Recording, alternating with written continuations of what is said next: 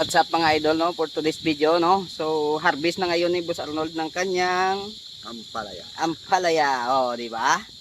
So sa mga hindi pa nakapag-subscribe diyan, no, subscribe niyo na yung YouTube channel namin. Kung maalala niyo mga idol, yung in-update ko dati, no, yung nakaraang mga araw, ito na yung kanyang ampalaya na ano, na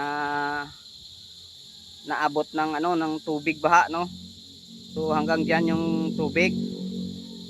So mabuti lang hindi tumagal yung tubig at mabilis nang ano na nakuha yung ano, yung tubig or na ano ni, nabura, no.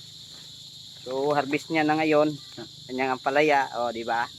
Pag may tinanim, may aanihin. Yan. Unang pitas. Ang unang pitas.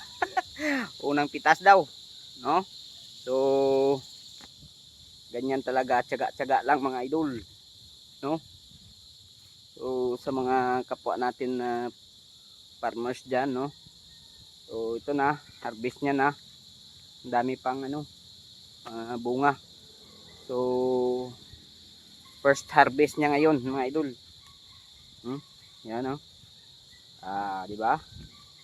Iba talaga pag may tiyaga, may nilaga. Di ba? Tingnan nyo. So thank you so much nga pala dyan sa mga subscriber namin at sa mga solid viewers namin pala dyan. Thank you. Don't forget to share mga idol, no? At paki-subscribe na rin para ma-update kayo sa ano, sa panibagong upload namin. So kung maalala nyo, siguro mga ano na, mga 40 days na yata to, di ba? Mga 40 days, no? So 40 days na, harvest na siya, oh, di ba? Sobra gula, mga 45 bro. Mga siguro mga 45 days na yata. So thank you very much mga idol.